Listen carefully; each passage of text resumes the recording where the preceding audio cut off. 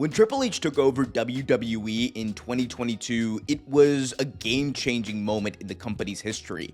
Gone was Vince McMahon, the stalwart of the WWE and before that the WWF for nearly 4 decades. The man who has defined professional wrestling in the modern day, and enter his son-in-law, an unlikely successor, but one who earned his keep, first in NXT and then eventually being named the head of creative for WWE in arguably its most successful era ever.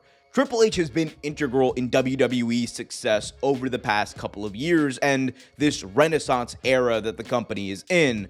However, this past WrestleMania underscores one of the most difficult aspects of Triple H as a booker, and that is his over-reliance on vibes and aura and the underutilization of storytelling in modern WWE. And in this video, we're going to look at how all of this ruined WrestleMania, an event that had everything you could ever want in an event, the big matchups, the potential for big storylines, and instead, we were all served pretty mid shit. I'm going to talk about all that and much more right here in this video, so be sure to smash that thumbs up, subscribe, and hit that notification bell so you get notified whenever a new video is released. So as I mentioned before, Triple H absolutely changed the game when he came into WWE as the head of creative following the Vince McMahon scandal. He immediately approached wrestling in a more logical and week-to-week storytelling way that we hadn't seen out of Vince McMahon. Vince McMahon in 2018 through the latter part of 2021 was basically booking WWE into the ground. Matches would be pulled from Raw and SmackDown at the very last minute. We would also have constant rematches, all of which came for no reason.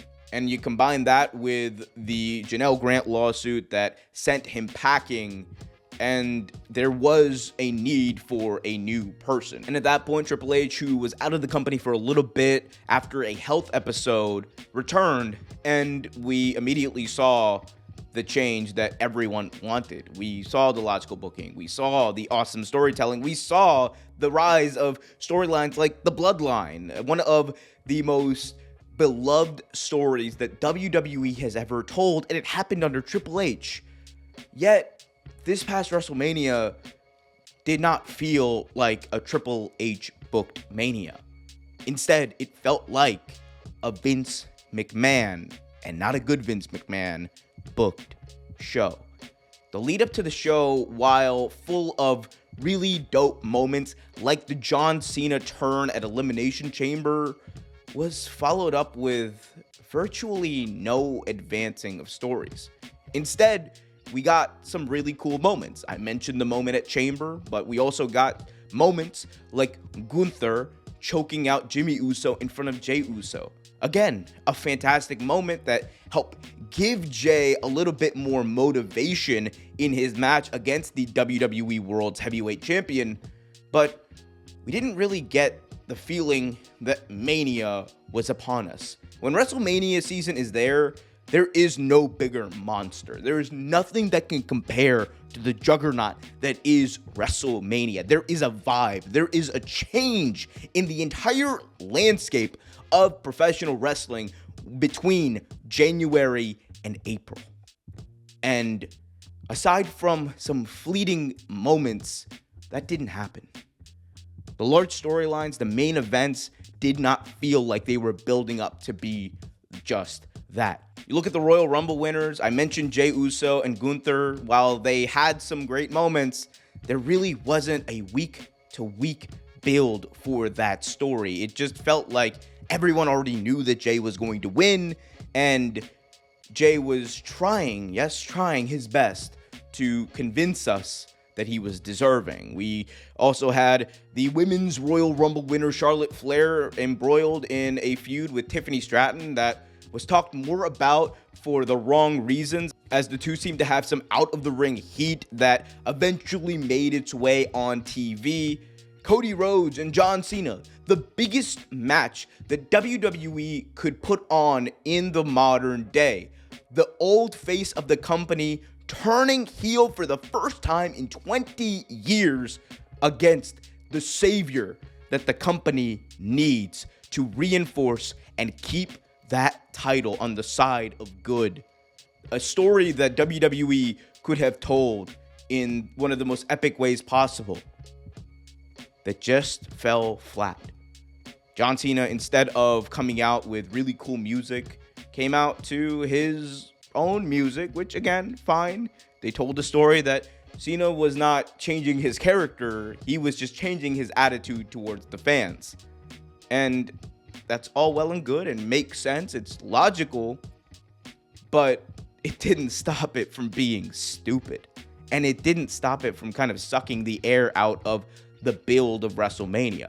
WWE is supposed to be the place where stories are not just told, but they're told on the most grandest way possible. We only saw John Cena a handful of times leading up to Mania, and Cody Rhodes was lost when he was not there because, again, one of the things that makes a good build to Mania is that you have those stars competing every week, combating every week, building up the hype for those matches.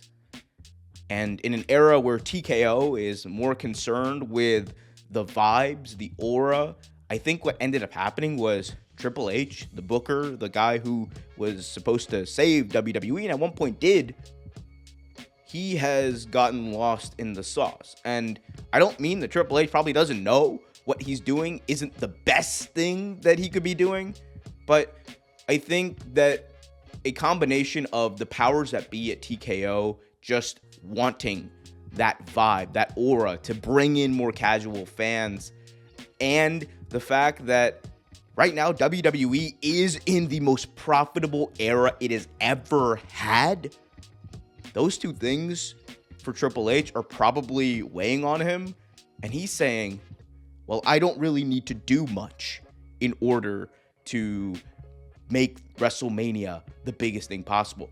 We broke every gate record. We broke every WrestleMania record.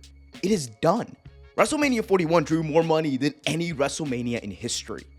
So if you're Triple H and you're looking at that, why would you need to tell a good story? Why would you need to work and have your talent work the hardest they could in order to tell a story? Why would you, Triple H, need to do your darndest to make sure that everything on the card hit? It was already the biggest drawing WrestleMania weeks in advance. He didn't need to do a damn thing. And I think knowing that may have led to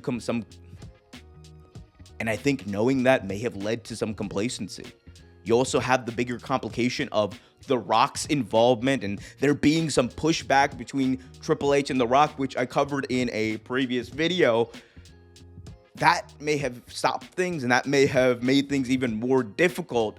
But at the end of the day, the fact of the matter is the buck stops with Triple H. He is the head of creative. What he says goes. If he goes to Ari Emanuel and says, this is bad, I will not do it, odds are 9 out of 10 times Ari Emanuel will say, we defer to you. It is your job. It is your creative. It is your company. But if Triple H is not taking that step, if he is not going that extra mile to tell that and take that authority, then I think it is complacency. And I think that's what it comes down to.